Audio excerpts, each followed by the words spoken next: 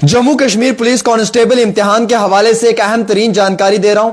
दोस्तों, आपको मालूम है कि जो डिजर्विंग कैंडिडेट्स हैं उनके साथ इनजस्टिस नहीं होना चाहिए।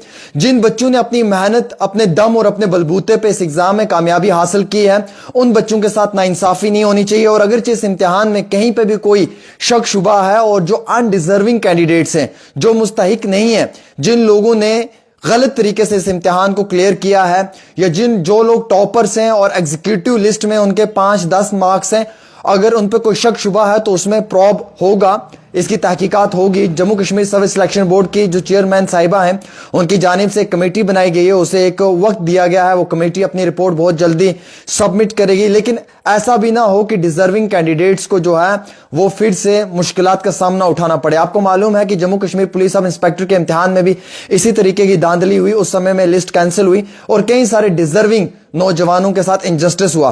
देखिए, कुछ गरीब परिवारों के बच्चे दिन रात मेहनत करके अपने दम, अपने बलबूते पे इम्तिहान को पास करते हैं और कुछ अनडिजर्विंग कैंडिडेट्स की वजह से डिजर्विंग लोगों से भी ये चांस निकल जाता है। अब कई सारे लोग कह रहे हैं कि री एग्जाम होना चाहिए। वो बच्चे भी आज कह रहे हैं री एग्जाम होना चाहिए जो बच्चे सिलेक्ट नहीं हुए हैं क्योंकि वो खुद काबिल नहीं थे या उनके अंदर नाकाबिलियत थी, वो अच्छा एग्जाम में मुजाहरा नहीं कर पाए, अच्छे मुजाहरे का जो है वो इजहार नहीं कर पाए, जिसके कारण उन्हें लगता है कि उनके पास दोबारा ये चांस मिले। लेकिन जिन बच्चों ने अपने बलबूते पे, अपने काबिलियत पे इस इम्तिहान को क्लियर किया है, हम चाहते हैं कि उन बच्चों के साथ कभी भी गलत ना हो, किसी भी तरीके से गलत ना हो। देखिए, दो बड़े इंपॉर्टेंट फैक्टर्स होते हैं एग्जाम के अंदर। एक तो ये फैक्टर होता है कि एक बच्चा अपना वक्त देता है, कोचिंग लेता है, उसके बाद प्रॉपर तरीके से अपनी कंसंट्रेशन, अपना फोकस अपने इम्तिहान पे रखता है।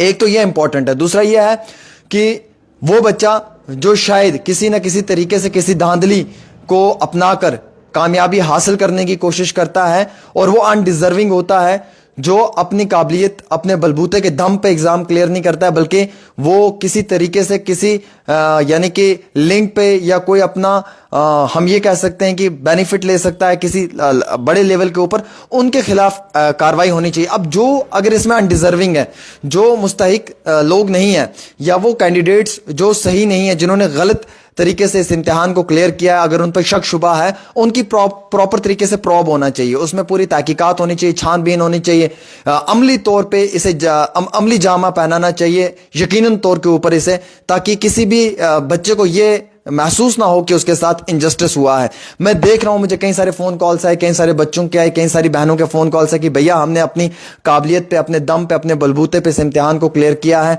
हम डिजर्विंग कैंडिडेट्स हैं, लेकिन ऐसा ना हो कि ये लिस्ट कैंसिल हो जाए या फिर ये एग्जाम फिर से एक बार री एग्जाम हो, और अगर हम डिजर्विंग बच्चों के साथ भी गलत हुआ तो शायद हमें लगेगा कि हमारे हाथ से ये गोल्डन अपॉर्चुनिटी, ये गोल्डन चांस निकल गया है। तो फिर मैंने मुनासिब समझा और ये सोचा कि ये बात भी सही है, ये बात भी हकीकत है। अगर 2, 4, 10 लोग गलत हैं, उनकी वजह से 4000 बच्चों को गलत तरीके से जो है वो इस चीज में नहीं लाना चाहिए, क्योंकि आपको मालूम है सब के सब बच्चे तो धांधली करके तो कोई पास नहीं होता है, सब के सब बच्चे मेहनत करते हैं। अगर उसमें से 2, 4, 5 बच्चे ऐसे हैं जिन पे शक शुबा जा रहा है या जिनको शक और शुबे की निगाह से देखा जा रहा है, तो उन पे तो कानूनी कार्रवाई को अमल में लाना चाहिए। उसमें तो मैं हमेशा से कह रहा हूं, दिन अव्वल से कह रहा हूं कि जो अनडिजर्विंग कैंडिडेट है उसके खिलाफ कानूनी कार्रवाई होनी चाहिए। पर जो डिजर्विंग कैंडिडेट है, जो बच्चा मुस्तहिक है, जो बच्चे ने अपने दम पे इस एग्जाम को क्लियर किया है, या जो बच्चा डिजर्विंग है, जिसने अपने काबिलियत के ऊपर इस एग्जाम को किया है, उसके साथ गलत नहीं होना चाहिए।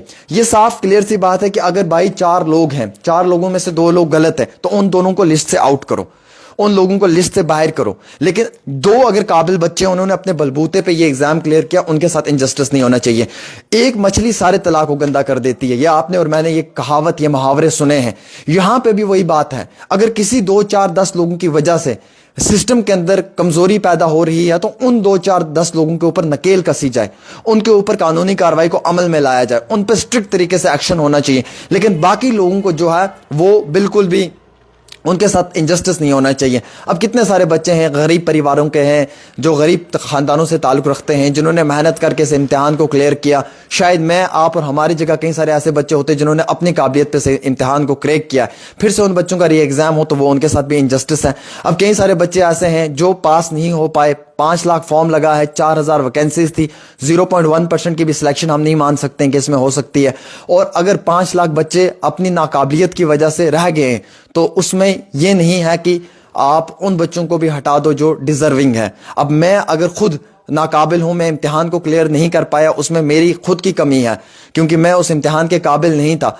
इसका ये मकसद नहीं है कि जो बच्चा अपनी काबिलियत के दम पे पास हुआ है हम उसे भी ये कह दें कि जनाब ये भी गलत है, इसने भी गलत तरीके से किया है। हाँ, जिन पे शक जा रहा है, टेली कम्युनिकेशन हो, फोटोग्राफी हो, एग्जीक्यूटिव, आर्म्ड हो, जहां पे ये शक आ रहा है, जहां पे ये शुबा आपको दिख रहा है जहन में कि ये गलत है, ये चीज़ गलत है, उन लोगों के ऊपर छानबीन होनी चाहिए, क्लियर तरीके से होना चाहिए। और सिस्टम के अंदर इस तरीके से होता है क्यों है? देखिए, अगर ये एग्जाम फेयर ट्रांसपेरेंसी के साथ होता तो इसमें प्रॉब करने की जरूरत नहीं थी। अगर ये सिलेक्शन लिस्ट प्रॉपर तरीके से ट्रांसपेरेंसी के साथ आउट होती तो शायद इसमें किसी भी तरीके से जो है वो प्रॉब की जरूरत नहीं थी। प्रॉब मींस तहकीकात करना। तहकीकात तब की जाती जब शक शुबा हो, जब कोई एविडेंस हो, या फिर जब इंसान को यह महसूस हो कि यहां पे गलत हो सकता है। उस बुनियाद के ऊपर उस चीज में जो है वो प्रॉब किया जा सकता है। अब इल्तिजा मुफ्ती ने आवाज उठाई, वहीदुर रहमान परे ने आवाज उठाई, यंग युवा नेताओं ने आवाज उठाई, पॉलिटिकल एक्टिविस्ट लोगों ने आवाज उठाई, सोशल एक्टिविस्ट लोगों ने आवाज उठाई। उन्होंने कहा कि जनाब ये इनजस्टिस हो रहा है, ये गलत हो रहा है, ये लोग एक लिस्ट में 5 पॉइंट ला रहे हैं, एक लिस्ट में 10 मार्क्स हैं इनके, एक लिस्ट में 15 मार्क्स हैं इनके। सेम कैंडिडेट जो है वो टेली कम्युनिकेशन में, फोटोग्राफी में टॉप कर रहा है, 80 मार्क्स ले रहा है, 70 मार्क्स ले रहा है, 90 मार्क्स ले रहा है। With in 6 day gap 60% same syllabus के बाद इतना सब कैसे हो सकता है? सवाल निशान तो खड़ा होता है। एटलीस्ट अगर वो वहां पे 80 मार्क्स ले रहा है तो यहां पे कम हो पे 40 मार्क्स तो लेना चाहिए था, 30 मार्क्स तो लेना चाहिए था, 45 to 50 की रेंज में तो आना चाहिए था। बिल्कुल उसका ग्राफ जीरो पे जा रहा है, वहां पे वो 80 to 90 का स्केल आउट कर रहा है और यहां पे वही कैंडिडेट जो है वो फॉल आउट हो रहा है इन बिटवीन 10 to 15 मार्क्स। तो ये बड़े कठिन से सवाल हैं जो हम सब लोगों को शक शुबह के निगाह में लाते हैं, जो हम सब लोगों को इस चीज पे शक करने के लिए मजबूर करते हैं। अब सच ये भी है कि 2, 4, 10, 15, 20 बच्चे अगर गलत कर रहे हैं, अगर उन लोगों ने गलत किया, उन 2, 4, 10, 20 बच्चों के ऊपर मुस्तहिक, उन 2, 4, 10 बच्चों के ऊपर प्रॉपर तरीके से एक्शन हो या सिस्टम के अंदर ये सब चीजें हो। लेकिन जो डिजर्विंग है, जो बच्चे ने अपने दम पे, अपने बलबूते पे, अपनी काबिलियत पे इस इम्तिहान को क्लियर किया, उसके साथ इनजस्टिस नहीं होना चाहिए। क्योंकि देखिए, गरीब का बच्चा 500, 600, 700 रुपए दे के जो है वो मैंने खुद देखा कांस्टेबल में। मैं खुद एक ऐसा प्रूफ हूं जिसने ग्राउंड पे रिपोर्टिंग की एग्जामिनेशन हॉल्स के बाहर। वो बच्चे राजौरी पुंछ से आए, टेम्पू लेकर आए, हर घर से 2-2, 4-4 इलाके से टेम्पू निकले, टेम्पू, मेटाडोर, बसों में वो बच्चे इम्तिहान देने के लिए राजौरी पुंछ से जम्मू के एग्जामिनेशन सेंटर्स में आए। 7-7, 800 रुपए बच्चे ने फॉर्म की फी फिल की, आपको मालूम है। फिर यहां पे आकर रात को वो होटल में रुके, 1000-1500 होटल वाले को दिया, सुबह जाकर एग्जामिनेशन हॉल में अपना पेपर दिया। एग्जामिनेशन हॉल भी अलग अलग जगहों पे थे, आउटसाइड द सिटी था, आउटस्कर्ट्स में थे, जैसे सुंजमा में था, चौआदी में था, आप देख लीजिए बीरपुर में थे सेंटर। तो वहां पहुंचने के लिए भी उन लोगों ने ऑटो हायर किए, 200-250 रुपए ऑटो वाले को दिए। फिर एग्जामिनेशन हॉल पहुंचे, वहां पे जाके अपना पेपर दिया। कुल मिलाकर कम पेश हम ये कह सकते हैं कि 2-3 हजार रुपए एग्जाम पे भी खर्चा आया इन गरीब बच्चों का। फिर लास्ट में जाके इनके साथ यही हुआ। अब सिस्टम के अंदर ऐसा क्या है जो शक हो रहा है? सिस्टम के अंदर ऐसा क्या है जो हम सब लोगों को शक करने की जरूरत पड़ रही है? क्या सिस्टम में ट्रांसपेरेंसी नहीं है?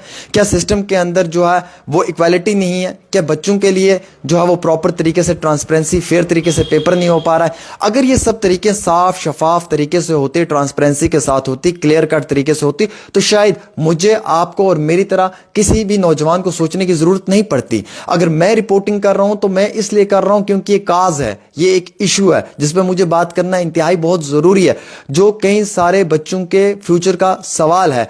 1, 2, 4 बच्चे नहीं बल्कि लाखों की तादाद में जिन बच्चों ने फॉर्म भरा है, करोड़ों रुपए की जिन बच्चों ने सरकार को फीस दी है, आज उन बच्चों के फ्यूचर और मुस्तकबिल के साथ अगर खिलवाड़ होगा तो हमें खामोश नहीं रहना है। हमें वक्तन फवक्तन उनकी आवाज को हायर अथॉरिटीज तक, हुकूमत तक पहुंचाना है।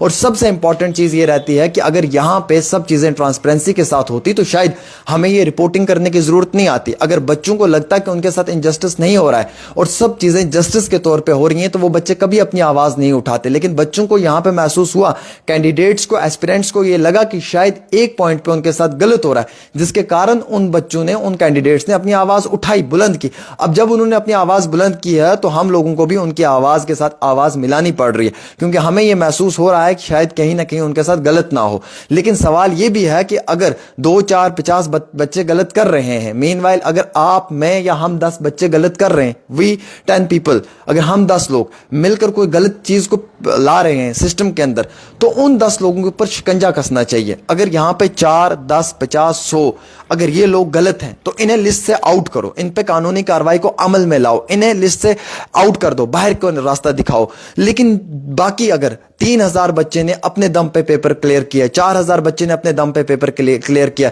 4200 बच्चे ने अपने दम पे पेपर क्लियर किया, तो उन बच्चों के साथ इंजस्टिस मत करो। मैं ये चाहता हूं कि उनके साथ इंजस्टिस नहीं होना चाहिए। अगर 10 बच्चे गलत हैं तो उन 10 बच्चों को लिस्ट से आउट करो और सिस्टम के अंदर ये प्रॉपर तरीके से देखो कि कमी कहां है, ये किसकी वजह से हुआ है, इसके लिए रिस्पॉन्सिबल कौन है, कौन किस इंसान ने इस तरीके की चीज को अंजाम दिया है, उस पर कानूनी कार्रवाई अमल में लाई जाए, उससे सलाखों के पीछे जेल में धकेला जाए। लेकिन अगर बाकी बच्चों ने, गरीब परिवारों के बच्चों ने, फार फ्लंग एरिया के रहने वाले बच्चों ने, दूर दराज इलाके के रहने वाले बच्चों ने पढ़ लिख कर मेहनत से इस इम्तिहान को अपने बलबूते पे पास किया है, तो उनके साथ गलत नहीं होना चाहिए ना, उनके साथ इनजस्टिस नहीं होना चाहिए ना। अगर मैं, आप या हमारी तरह के 10 बच्चे ऐसे हैं जिन्होंने अपनी काबिलियत पे, अपने दम और अपने बलबूते पे उस इम्तिहान को क्लियर किया, उन बच्चों के साथ कभी इनजस्टिस नहीं होना चाहिए। जो बच्चे गलत हैं उनके साथ जो है वो प्रॉपर तरीके से स्ट्रिक्ट एक्शन लिया जाए। अब आप देखिए इम्तिहान में खर्चा कितना हुआ, हैरानगी महसूस होती है मुझे। एक कैंडिडेट का 3 से 4 हजार रुपए खर्चा हुआ है। रजौरी पुंछ से बच्चे आए, डोडा किश्तवाड़ से बच्चे आए, श्रीनगर से जम्मू पेपर देने के लिए, अलग अलग जगहों में सेंटर्स थे, बर्फबारी का टाइम था, मौसम खराब था, इतनी मुश्किलात उठाकर वो आए। उन्होंने आकर उस ठंड में, उस कहर में पेपर दिया। लास्ट में निताज आने पर यह मालूम चला कि भाई ये बच्चा तो डिजर्विंग ही नहीं है, जो डिजर्विंग है उसको अनडिजर्विंग कर दिया है। अब हम अगर ये कहें कि एग्जाम दोबारा ना हो तो फिर कई सारे एस्पिरेंट्स कहेंगे कि आपने गलत कहा, आपको ये नहीं कहना चाहिए था, क्योंकि ये हमारे मुस्तकबिल का सवाल है, ये हमारे फ्यूचर का सवाल है। और अब हम अगर ये कहें कि री एग्जाम हो तो कई सारे कैंडिडेट्स कहेंगे कि सर हमने तो अपने दम पे, अपने बलबूते पे इस एग्जाम को क्लियर किया था, हम तो गलत नहीं है, हमने तो पढ़ लिख कर मेहनत से इस इम्तिहान को क्लियर किया है, आप कह रहे हैं कि री एग्जाम होना चाहिए। तो दोनों सिचुएशंस में हम फंसे हुए हैं। एज ए जर्नलिस्ट हम दोनों सिचुएशंस में फंसे हुए हैं। हम री एग्जाम के लिए कहें तो वो बच्चे नाराज हो जाते हैं जिन बच्चों ने इम्तिहान क्लियर किया है अपने काबिलियत पे, अपने दम और बलबूते पे। और अगर हम कहें कि री एग्जाम नहीं होना चाहिए तो वो बच्चे कहते हैं कि जनाब इन्होंने धांधली की हुई है, हम जो डिजर्विंग कैंडिडेट्स हैं हमारे साथ इनजस्टिस हो रहा है। तो ना उनकी गलती है जो बच्चे डिजर्विंग है, और ना उनकी गलती जो अनडिजर्विंग है, गलती सिस्टम की है। ट्रांसपेरेंसी होती तो शायद ये टाइम ना देखना पड़ता, फेयर तरीके से पेपर होता, साफ शफाफ तरीके से पेपर होता तो ये सारी चीजें ना होती। अब देखिए Jammu Kashmir police sub inspector के इम्तिहान में पहले स्कैम हुआ, फायर एंड इमरजेंसी के एग्जाम में स्कैम हुआ, उसके बाद अब कांस्टेबल के एग्जाम में स्कैम हुआ। आज के डेट में कोई भी बच्चा इम्तिहान देने से पहले यह सोचता है कि भाई मैं पेपर तो देने जाऊंगा, मैं अगर डिजर्विंग हूं, मैं फिर भी अनडिजर्विंग हूं, घोटाला होगा और पेपर में वो पास हो जाएगा जो डिजर्विंग ही नहीं है। मतलब जम्मू कश्मीर के नौजवानों का भरोसा उठ चुका है सिस्टम पे से। अब इन नौजवानों का भरोसा कैसे कायम करना है ये सरकार को सोचना है। अगर एक बच्चा कितना भी काबिल है, वो कितनी भी मेहनत कर रहा है, लेकिन last at the end of the day last point पे उसके जहन में यही है, मैं कितना भी अच्छा पेपर अटेम्प्ट करके आऊंगा, मैं कितने भी अच्छे तरीके से अपने पेपर को सॉल्व करके आऊंगा, शायद मैं लिस्ट में नहीं हो सकता हूं, क्योंकि जो डिजर्विंग है उसे मौका ही नहीं मिलेगा, इनजस्टिस होगा, धांधली होगी, घोटाला होगा और अनडिजर्विंग को चांस मिल जाएगी, डिजर्विंग वहीं का वहीं रहेगा। तो ये जो भरोसा एक टूट चुका है ना बच्चों के अंदर, इसको कायम करने की जरूरत है एडमिनिस्ट्रेशन को, इस भरोसे को मजबूत करने की जरूरत है सरकार को, ताकि वो विश्वास कर पाए। आज कितनी सारी रिक्रूटमेंट्स हो रही हैं, जब भी मैं रिपोर्टिंग करता हूं नीचे एक ही कमेंट आता है, छोड़ो भाई क्या पेपर देना है, हम पेपर दे के आएंगे तब भी हम रह जाएंगे, रहने दो जी हमें क्या पेपर देना है, हम पेपर दे के आएंगे हम फिर भी फेल ही होंगे, भले हम कितने भी काबिल हों, मौका उसी को मिलेगा जिसके पास पैसा है। हम तो सिर्फ जो है वो फॉर्म की फी दे रहे हैं सरकार को, सिर्फ सरकार को एक रेवेन्यू इकट्ठा करके दे रहे हैं, हमारा पेपर देने का तो कोई फायदा ही नहीं है। अब जब इतना विश्वास, भरोसा, एतमाद, यकीन बच्चों का टूट जाए तो फिर मुझे बताएं वहां पे क्या हो सकता है? कुछ नहीं हो सकता। वहां पे सिंपल मायने में यह हो सकता है कि एक डिजर्विंग कैंडिडेट के साथ गलत ही हो सकता है। आज के समय में 5 लाख युवाओं के मुस्तकबिल का सवाल है, 2, 4, 10 घरों का नहीं है, और इसमें सरकार को बहुत अच्छी तरीके से जांच पड़ताल करनी चाहिए। हमें उम्मीद है कि JKSSB इस मामले में कानूनी कार्रवाई को अमल में लाएगी और जो अच्छे लोग हैं वो अच्छे तरीके से हों। और अगर पेपर भी लीक होता है तो क्यों होता है, किस तरीके से होता है, डेफिनेटली अगर एग्जाम के अंदर ये सब चीजें होती हैं तो इनको देखकर जो है वो हम सब लोगों को सोचने की जरूरत पड़ती है कि क्यों होना चाहिए। अभी सारे कैंडिडेट्स लिख रहे हैं कि जनाब बिल्कुल जो है वो इस तरीके से हो रहा है, ये गलत है। तो मुझे भी लग रहा है कि अगर ये गलत है तो इसमें आप लोगों को भी अपनी राय जरूर देनी चाहिए।